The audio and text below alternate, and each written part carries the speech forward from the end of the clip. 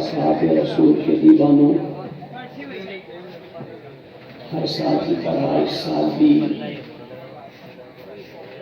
ربیع الاول کی 13ویں شب 1444 ہجری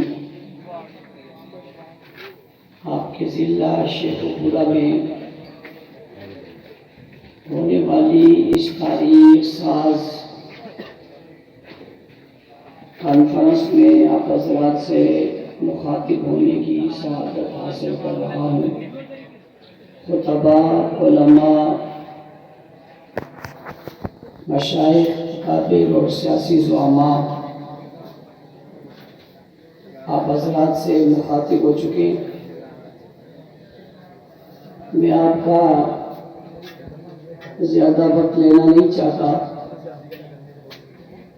بہت مختصر وقت میں کچھ گزارشات آپ کے گوش گزار کر کے آپ سے اجازت چاہوں گا۔ ربیع الاول کے مہینے میں امام الانبیاء صلی اللہ علیہ وسلم کی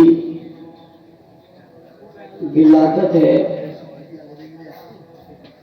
آپ صلی اللہ علیہ وسلم اس ماہ مبارک میں پیدا ہوئے اور اسی ماہ میں آپ اس دنیا سے رخصت بھی ہوئے، اور بھی بہت ساری نسبتیں اس مہینے سے رسول اکرم صلی اللہ علیہ وسلم کی ہیں۔ ایک بات ذہن میں رکھنا، 4 مہینے اسلام میں بڑے مشہور اور محترم ہیں، جو عزت والے مہینوں میں شمار ہوتے ہیں، اس میں ربیع الاول شامل نہیں ہے۔ اللہ تعالیٰ نے ان 4 عزت والے مہینوں میں حضور اکرم صلی اللہ علیہ وسلم کو پیدا نہیں کیا، بلکہ اس سے ہٹ کے ایک اور مہینے میں جو ربیع الاول کا مہینہ تھا اس میں پیدا کیا۔ آپ رمضان میں پیدا نہیں ہوئے، آپ ذی الحج میں پیدا نہیں ہوئے، آپ محرم میں پیدا نہیں ہوئے۔ ان مہینوں میں جو قبل الاسلام اور بعد الاسلام بھی محترم سمجھے جاتے تھے، ان مہینوں میں آپ کو پیدا نہیں کیا، اس لیے کہ کوئی شخص شاید یہ کہہ دیتا کہ یہ مہینہ بڑا محترم ہے اور اس محترم اور عزت والے مہینے میں حضور پیدا ہوئے، اس لیے حضور کو عزت ملی ہے۔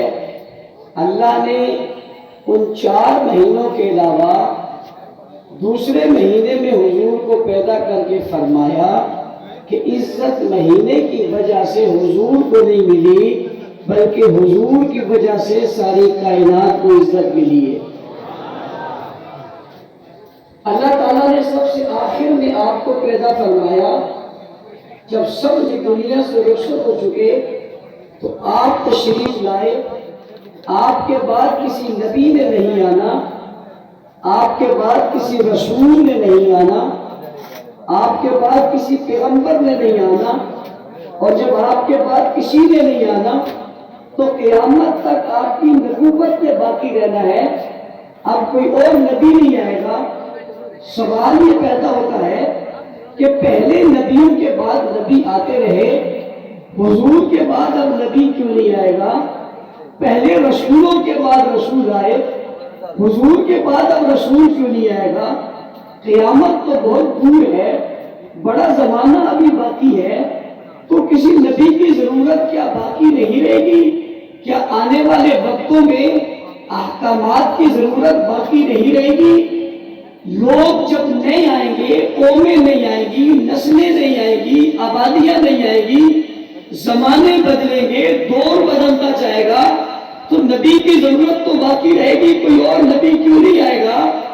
اس کا جواب یہ ہے کہ نبی تب آتا ہے جب پہلے نبی کی شریعت ختم ہو جاتی ہے اور پہلے نبی جو احکامات لائے وہ مٹ جاتے ہیں، انہیں مٹا دیا جاتا ہے، تو نئے نبی کی ضرورت پڑتی ہے۔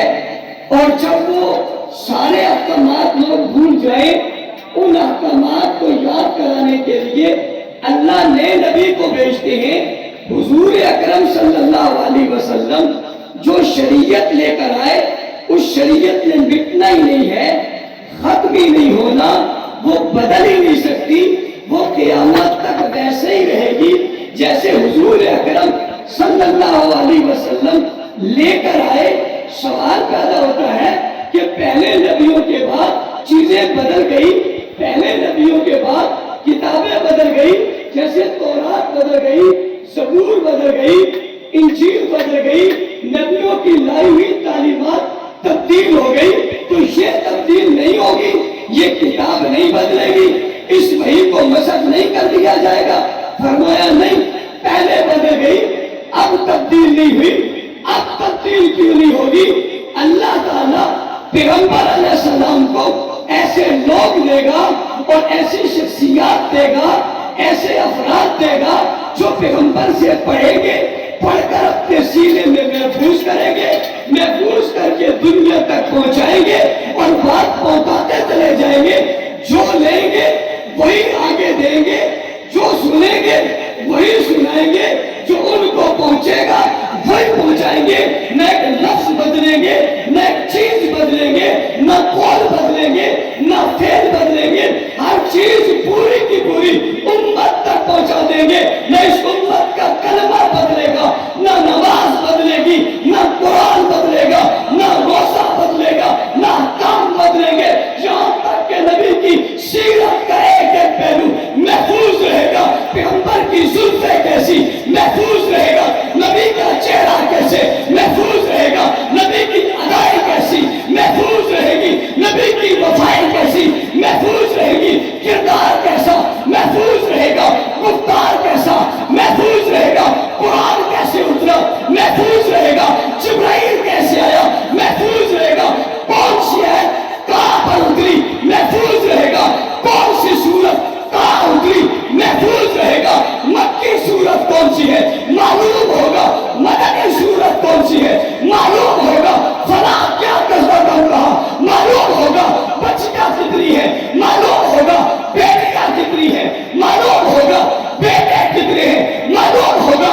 حضور اس موقع پر مسکرائے، امت کو معلوم ہوگا، نبی کی زلفیں کتنی لمبی معلوم ہوگا، چہرہ کیسے دکھانے والا معلوم ہوگا، لب کیسے کھلتے تھے معلوم ہوگا، انگلی کیسے اٹھتی تھی معلوم ہوگا، لیٹتے کیسے تھے معلوم ہوگا، اٹھتے کیسے تھے معلوم ہوتا تھا، کتنی سانسوں میں پانی پیا معلوم ہوگا، بستر کیسا تھا معلوم ہوگا، تکیہ کیسا تھا معلوم ہوگا، چادر کیسی تھی معلوم ہوگا، اٹھے کیسے تھے معلوم ہوگا، پسینہ کیسے تھا معلوم ہوگا، مدینہ کیسے تھا معلوم ہوگا، سینہ کیسے تھا معلوم ہوگا، لب بولتے جاتے معلوم ہوگا، گفتار کیا تھی معلوم ہوگا، اقوال کیا تھے معلوم ہوگا، افعال کیا تھے معلوم ہوگا، پہلے کون سی سورت اتری معلوم ہوگا، آخر کون سی سورت اتری معلوم ہوگا،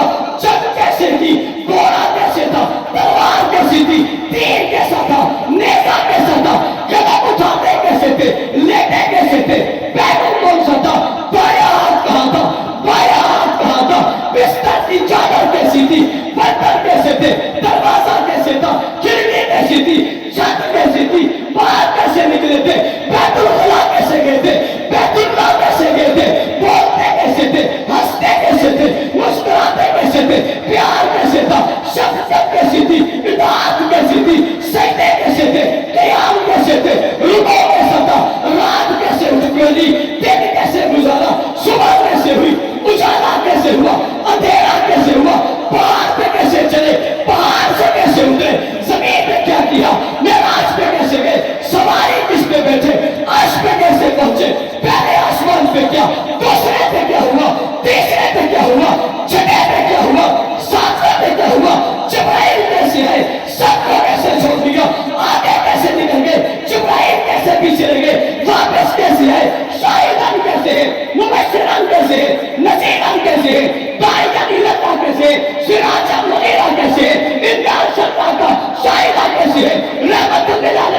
کیسے, رحمت کا مجسم کیسے بنے, جہادی عالم کیسے, ساتھی کوثر کیسے, شاہ محشر کیسے, جانے جہاں کیسے, محبوب خدا کیسے, محمد مصطفیٰ کیسے, احمد مصطفیٰ کیسے, خیر الورا کیسے, بدر الدجا کیسے, شمس سہا کیسے, رحمت العالمین ہے, شفیع المذنبین ہے, خاتم النبیین ہے, سید الاولین والآخرین ہے, رحمت العاشقین ہے, امام الاولین ہے, امام المرسلین ہے.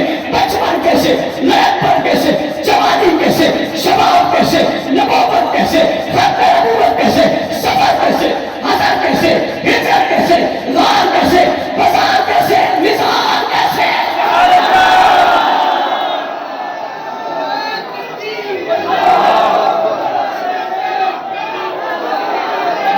توجہ, باقی نبیوں کے بعد نبی آئے, حضور کے بعد سلسلہ نبوت ختم ہو گیا. عمر کتنی ہے؟ صرف 23 سال نبوت کی. پہلے کئی سو سالوں کے بعد ایک نبی جاتا, دوسرا جاتا, ان کی بات مٹ گئی. عیسیٰ علیہ السلام کے جانے کے 600 سالوں کے بعد جب حضور آئے تھے تو دنیا میں علمی تعلیم کا نام و نشان باقی نہیں تھا. موسیٰ علیہ السلام دنیا سے گئے, ان کے بعد ان کا دین مٹ گیا. آج 1444 ہجری میں شیخ پورا کے بازار میں کھڑے ہو کر ان زعما کے سامنے بڑے واضح الفاظ میں کہنا چاہتا ہوں, آج شیخ پورا کا مسلمان کوئی کلمہ پڑھتا ہے جو مدینہ میں حضور نے پڑھا تھا. آج شیخ پورا کا مسلمان وہی قرآن پڑھتا ہے جو آسمان سے اترا تھا. آج وہی نماز پڑھتے جو مسجد نبوی بیت اللہ میں بھی وہی نماز ہے, شیخ پورا کی مسجد میں بھی وہی نماز ہے. کسی نبی کی ضرورت باقی نہیں, دین مٹائی نہیں. اگلی بات سمجھیے, باقی نبیوں کے جانے کے بعد دین سمٹتا گیا, حضور کے جانے کے بعد دین پھیلتا گیا. پیغمبر کے پہلے خلیفہ ابو بکر صدیق حضور کے بعد 2 سال خلیفہ رہے. حضور کے تو 9 لاکھ مربع میل پہ, ابو بکر آئے تو 11 لاکھ مربع میل پہ. دوسرے خلیفہ ثانی حضرت فاروق اعظم آئے, 10 سال خلیفہ رہے. جب دنیا سے گئے 22 لاکھ مربع میل پہ اسلام کا پرچم لہرا تھا. تیسرے خلیفہ عثمان غنی آئے, 12 سال حکومت کی, دنیا سے گئے 44 لاکھ مربع میل پہ اسلام کا پرچم لہرا تھا. حضور گئے تو 9 لاکھ, ابو بکر گئے تو 11 لاکھ, عمر گئے تو 22 لاکھ, عثمان گئے تو 44 لاکھ. دین سمٹ رہا ہے یا پھیل رہا ہے؟ نبی کی ضرورت باقی پوچھی باقی تب ہوتی جب مٹتا. یہ تو مٹا ہی نہیں, یہ تو پھیلا ہے. چوتھے خلیفہ آئے جنہیں علی گڑھ مرتضیٰ اور شیر خدا ہے, 44 لاکھ مربع زمین پر اسلام کو برقرار رکھا. حضرت حسن آئے, اس حیثیت کو برقرار رکھا. پھر سیدنا حسن نے, نواسہ رسول نے, جگر گوشہ بطول نے, حضرت علی کے خون نے, کائنات کے امام نے, مقتدی اور پیشوا نے, نواسہ رسول نے حضرت معاویہ کو, حضرت معاویہ کو شام سے بلایا, کوفہ میں ابا کی مسجد کے منبر پر بٹھایا اور بٹھا کر ہاتھ معاویہ کے ہاتھ میں دے کر خلافت کا جبہ جناب معاویہ کے سر پر رکھ دیا اور پہنا کر کہا, میرے بابا کی خلافت جو مجھے ملی ہے حسن نے آپ کو دے دی. آج تو کوئی کسی کو منبری دینے کو تیار نہیں. یہ کیوں دی؟ یہ نانا کے دین کو وسیع کرنے کے لیے, کہ میرے نانا کا دین وسیع ہو جائے.